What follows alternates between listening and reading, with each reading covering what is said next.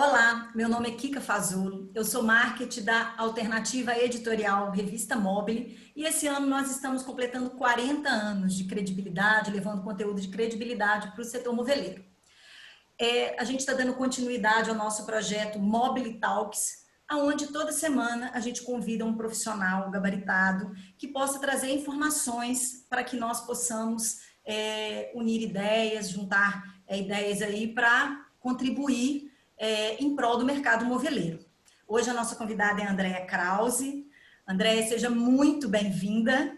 Tá? Obrigada. Antes eu queria pedir vocês para não esquecerem de se inscreverem no nosso canal e compartilhar os nossos conteúdos. A Andréia, gente, ela é designer e especialista em comportamento de consumo. Ela é formada em desenho industrial pela FAAP, com mais de 2 décadas de experiência no desenvolvimento de materiais para o setor moveleiro e de construção civil. Ela atua como consultora de marketing na Eucatex, ministra cursos, palestras sobre tendências. Ela estuda macro tendências do morar e formação de gosto. E ela também é especialista em cor, né, Andréia? Isso. E Boa hoje, tarde a todos, né? o tema que nós vamos abordar hoje, a nossa proposta é macro tendências do morar no pós-Covid-19. Andréia, de novo, bem-vinda e é com você. Obrigada, Kika. Obrigada, Mobile. Hoje a gente vai falar sobre macrotendências.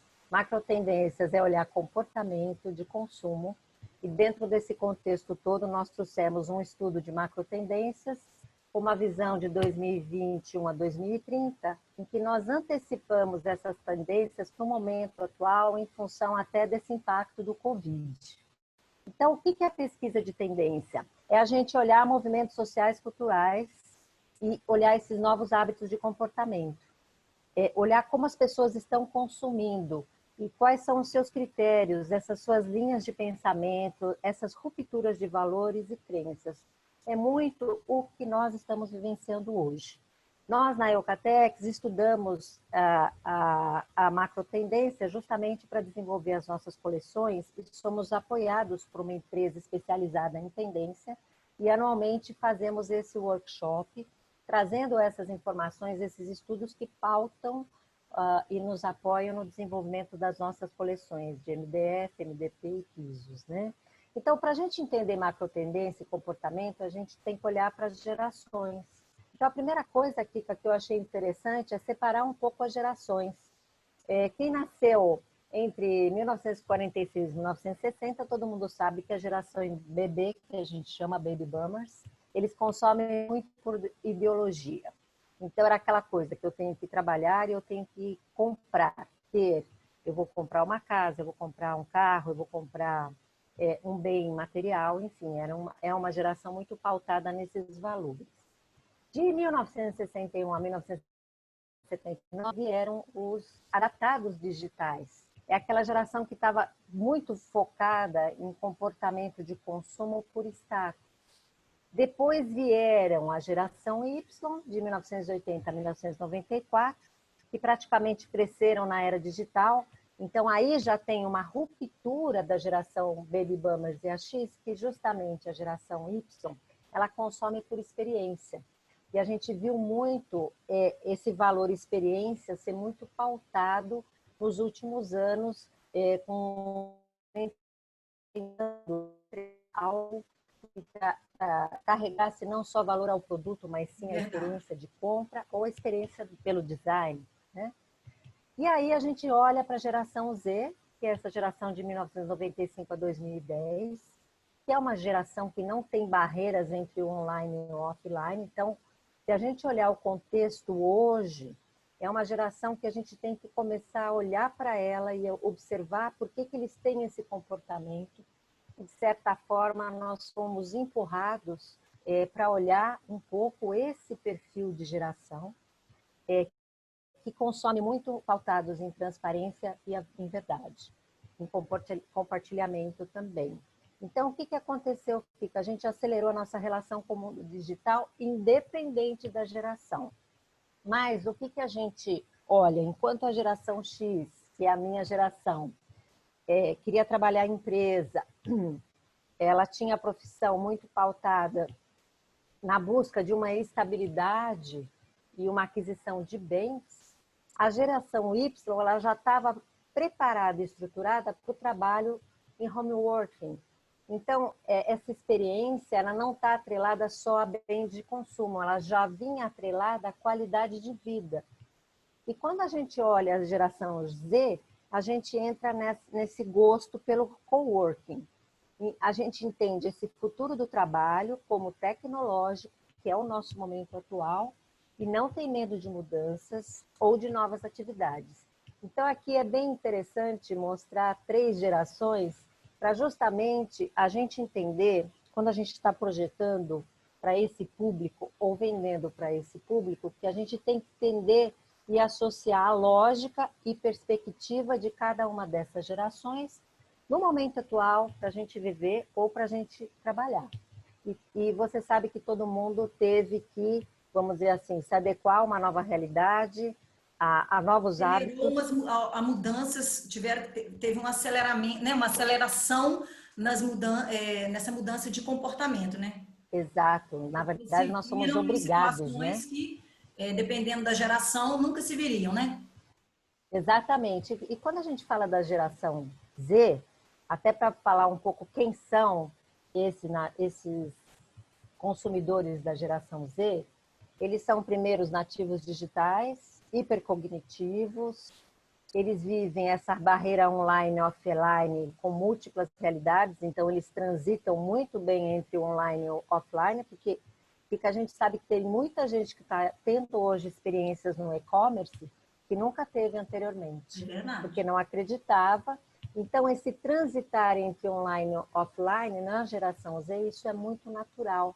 E a tecnologia, ela é o papel de conexão para a geração Z. E as pessoas agora, a gente vai ter mais, talvez, antecipar ou simplificar um pouco mais o nosso processo de consumo, pensando e criando novos valores, mas entendendo um pouco essa geração.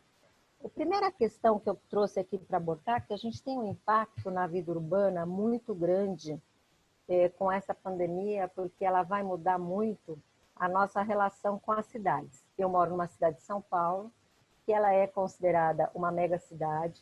Então, a primeira questão que a gente observa é que o coletivo foi priorizado, né, em todo esse processo, as empresas agiram com responsabilidade para preservar as vidas, e o home office foi implantado em massa. E isso trouxe, Kika, para o nosso segmento uma baita de uma oportunidade, porque as pessoas estão olhando para dentro das suas casas e estão vendo que, passando mais tempo na casa, vão investir mais nos seus espaços, porque também entendem que essa pandemia, esse processo, não é um processo rápido, é um processo que prevê, talvez, até o final do ano ou o outro ano, a vinda da vacina. Então, a gente tem uma adequação ao nosso espaço e também ao ritmo das cidades, né? Então, a gente vê as pessoas muito preocupadas com foco no bem-estar, em resolver as soluções de espaço e trabalho por conta do trabalho remoto, a segurança das famílias e a saúde dos colaboradores foi o que mais as empresas priorizaram, né? Então, a Eucatex fez isso, todas as empresas aí do segmento fizeram, e a gente vai perceber que a gente vai ter que pautar nossos valores num consumo mais consciente.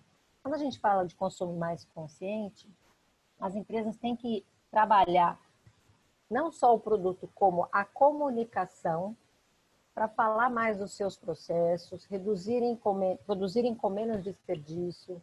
Eu acho que a gente vai ter que viver um mundo um pouco mais sustentável, porque acho que essa desaceleração do consumo veio porque realmente a gente tem aí um impacto muito grande no planeta, e isso todos somos conscientes dessa realidade, né?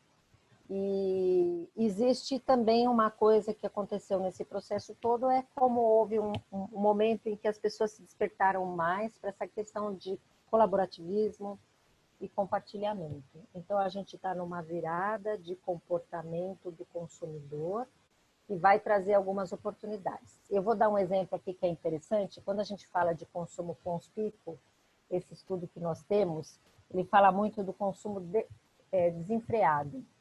Então, quando a gente olhava na década de 80, a gente olhava a festinha de aniversário, ela tinha uma construção, que você tinha o bolo, a bexiga, era uma coisa assim feita em casa, muito caseiro o processo. E hoje a gente vê eu trouxe um exemplo aqui de uma imagem de uma Era com blogueira. uma ajuda familiar, vamos dizer assim, né? Exato. Agora você estava vendo festas assim com blogueiras, com crianças, fazendo 10 meses, como E se fosse uma festa de debutante. Então, mêsversário. assim, então acho que esses valores estão sendo repensados. E o que é interessante é que se a gente olhar o termo festa de sereia simples na internet, eles aumentaram 250% no último ano.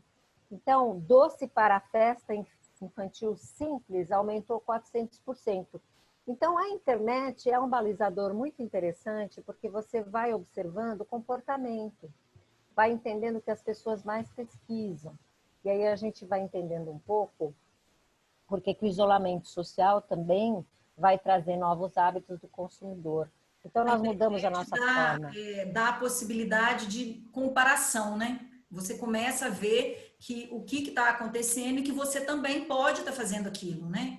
Não é uma coisa tão É, distante.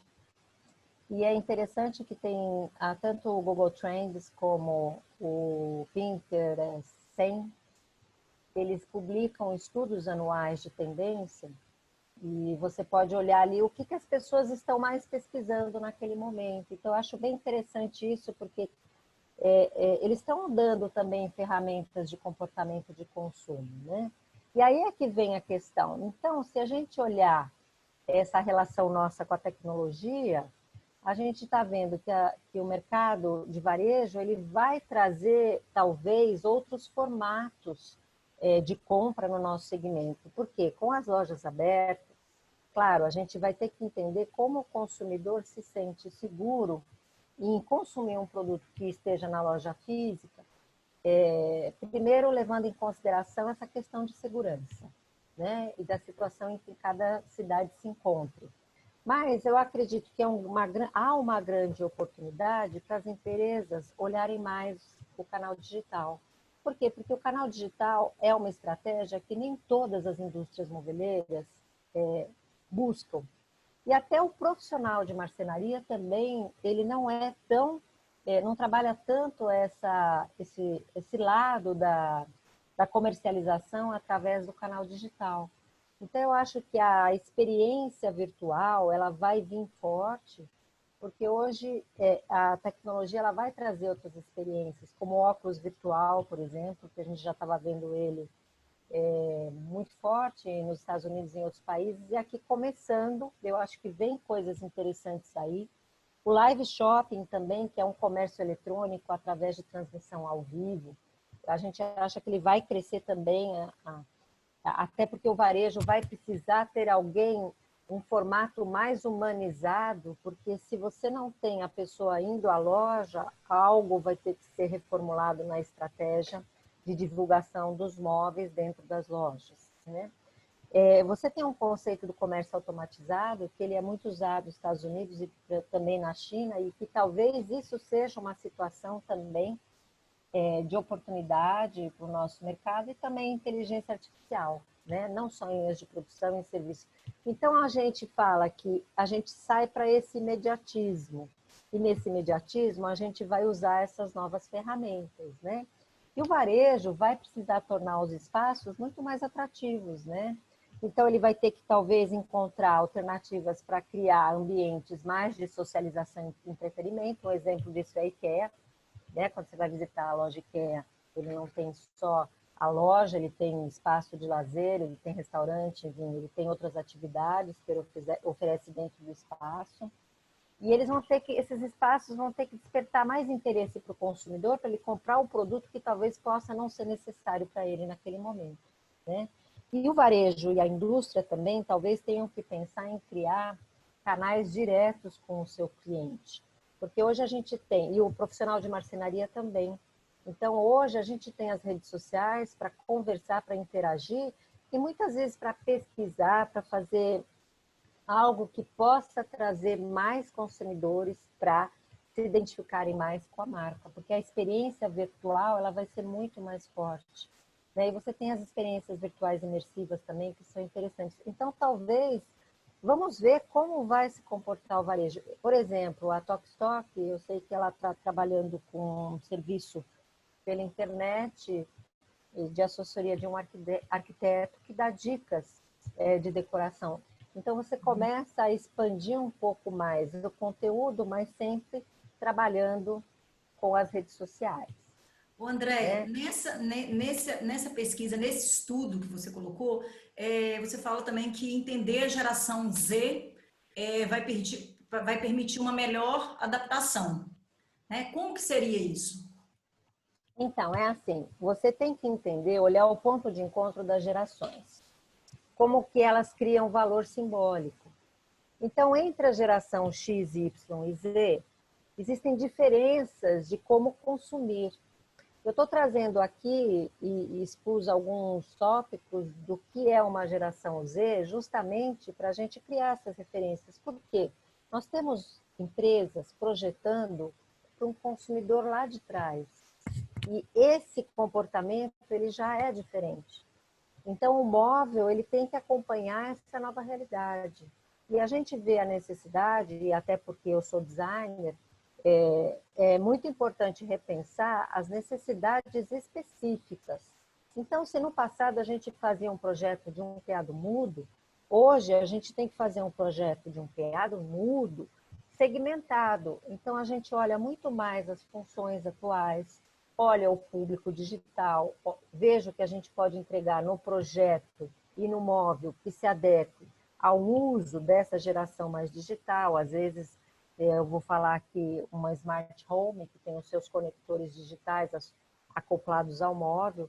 Então, a gente precisa usufruir mais desse entendimento e trazer o móvel de uma forma mais segmentada no projeto. Né? Então, a gente tem que entender melhor as necessidades. E o consumidor hoje, ele está talvez pensando em mais usufruir do que comprar. Então, ele vai ter outras escolhas e outros caminhos a percorrer aí na hora de pensar em consumo.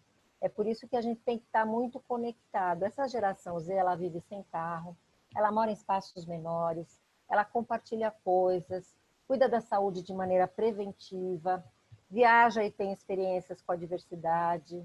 Então, assim, eles são conectados, mas eles não são alienados, né? E agora que a gente entrou nesse mundo, a gente vai ter que fazer essa reflexão para morar e trabalhar, né? Porque essas mudanças de comportamento serão duradouras, não são passageiras. Nós não estamos falando em algo que amanhã vai ser resolvido. Então, a primeira questão, espaços menores e mais funcionais continua sendo uma tendência. Mas a gente precisa entender a funcionalidade, e até outro dia uma amiga comentou que a gente está voltando àquele movimento slowness, né? Que é voltar a fazer um ritmo menor, menos acelerado da sua vida.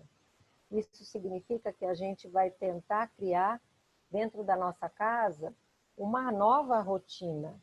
E as pessoas vivem sozinhas, vivem em lugares menores, só que a casa tem que trazer esse bem-estar. Então, olha quanta oportunidade tem o moveleiro para pensar, e inclusive a marcenaria inteligente, ela entra aí com o mobiliário multifuncional. Eu falo muito e bato muito nessa tecla do mobiliário multifuncional, porque ele é uma realidade para a gente adicionar tecnologia, inserir a tecnologia dentro desse contexto. Né? Então, tanto a indústria como o profissional da marcenaria, eles têm que trazer novas soluções para o mercado. E é ali que as empresas vão se destacar, ali que as empresas vão trazer coisas mais interessantes. Quando a gente fala de robotização da vida, que são as smart homes, cada vez mais surgem esses dispositivos ou esses aplicativos para automação residencial. Um exemplo é a Alexa da Amazon ou o Google Home. Então, o próximo passo é a tecnologia integrada ao mobiliário. Então, se a gente está vendo todo esse contexto digital, o que que eu, como empresa, como indústria, ou marcenaria, profissional de marcenaria, estou trazendo para me inserir dentro desse contexto? Eu acho que essa é uma grande reflexão, né? E olha que interessante, na pesquisa Trends do Pinterest, o ano passado, cresceram as pesquisas sobre desintoxicação em mídias sociais, cresceu mais de 315%, cresceu as atividades em arte-terapia, mais de 450%, estilo de vida com baixo desperdício e consumo consciente, cresceu quase 450%, a decoração econômica cresceu 300%, ou uma Feng Shui cresceu 150%. Então, as pessoas estão olhando mais para elas, estão olhando mais para o seu bem-estar, né? A pandemia, ela acelerou esse processo, vamos dizer assim. Mas essa história já estava sendo construída. Então, como é que a gente traz o ambiente e traz o projeto do mobiliário para esse novo contexto, né? Desse novo consumidor? Aí eu trouxe 4 pilares que eu acho que são interessantes apenas a gente passar e refletir sobre arquitetura e design. A gente tem um tema que é a economia circular, que é ter o produto no seu ciclo completo. A gente tem economia e compartilhamento, que é um processo que hoje é muito comum na geração Z. Novas formas de trocar. Então, novas formas de consumir significa novas formas de trocar. E novas formas de viver em sociedade. Então, a gente começa a pensar o consumo, a distribuição, como um estilo de vida colaborativo. Eu acho que isso vem para integrar esse novo momento nosso, né? Então, eu acho que esses pilares são super relevantes. E para encerrar aqui, eu acho que a gente tem que olhar uma questão que a população mundial ela está muito conectada, né? O Brasil tem uma boa parcela da sua população com acesso à internet pelo mobile, né? As pessoas utilizam muito as redes sociais, então se a gente olhar dados de tempo que as pessoas ficam nas redes sociais ou nas mídias sociais, a gente sabe que as pessoas estão conectadas 9 horas e meia, mais ou menos, por dia, né? Só 3 horas e meia já usando redes sociais, né? Então, vídeos 3 horas aproximadamente, e música 1 hora e pouco. Então, a gente vai precisar que uma rotina e os hábitos saudáveis sejam bem organizados na vida do consumidor para poder lidar com essa questão do online e do offline, né? Senão você vai e fica conectado assim, e quando você viu já é hora de dormir, você não comeu e tudo mais. Então você tem essas questões, então assim, a minha reflexão para encerrar aqui a nossa conversa é trazer essa questão de estimular a indústria e a marcenaria mais criativa. Então eles tanto a indústria como a marcenaria podem utilizar como estratégia ambientes multifuncionais baseados nessas novas realidades de comportamento de consumo. Eu acho que tem essa questão de fazer sentido. O que significa que eu tenho que saber conversar com essas gerações, saber usar essa linguagem, essas ideias coerentes com esse público com o qual eu me proponho a desenvolver um produto. É por isso que a gente tem que entender as necessidades específicas de cada Fornecer geração. informações que eles entendam, né? Falar a linguagem. Exato, porque senão eu tenho muito cliente que ele está projetando para uma geração X que já está desatualizado em relação a como pensa uma geração Y e Z. Então a gente tem que trazer isso para o momento atual, mas não O desafio deixando de também, usar. Andréia, é atender a todas as gerações, né? Sim, Entender essa mudança, mas também não esquecer que existem as gerações que precisam, né, de toda atenção aí, acompanhamento. com certeza, porque eles projetam para eles. É por isso que agora eu entendo como designer que o produto, a necessidade, ela tem que ser segmentada. A gente não pode mais, eu dei o exemplo, não pode mais produzir um criado mudo, tem que ser produzir um criado mudo com necessidades específicas para um uso específico e sempre pensando no recurso tecnológico. E também não só o recurso tecnológico inserindo no móvel, mas também como comunicação, né? E as mídias sociais estão aí, você não tem um custo nesse tipo de uso desse canal, então é muito importante fazer a sua marca aparecer, se fazer presente, né, na imagem do consumidor final, criar essa relação mais forte com a marca, né? Entender exatamente o que o cliente quer, né? Porque para você entender o que o cliente quer, Kika, é necessário fazer pesquisa de mercado, é necessário entender comportamento, né? E é uma coisa que eu sou especialista também nessa área de pesquisa, eu acho que isso vai trazer uma assertividade muito maior, porque, olha, a gente teve clientes que eles surfaram muito bem nesses últimos 4 meses, primeiro porque eles estavam pautados no e-commerce e também porque eles estavam com o produto certo na hora certa e também porque o produto deles tinha um apelo, uma percepção de valor agregado. E o cliente sai dessa briga do preço como principal atributo. Então, acho que quem pensar nesses valores e usar esse uso mais estratégico, que faça sentido para o público, entendendo a necessidade dele, eu acho que vai se diferenciar em relação aos concorrentes. Então, essa era a minha mensagem que eu queria passar aqui hoje nesse bate-papo com vocês da Mobile. Andréia, muito obrigada. Eu tenho certeza que o pessoal vai gostar muito do conteúdo, tá? Te agradeço.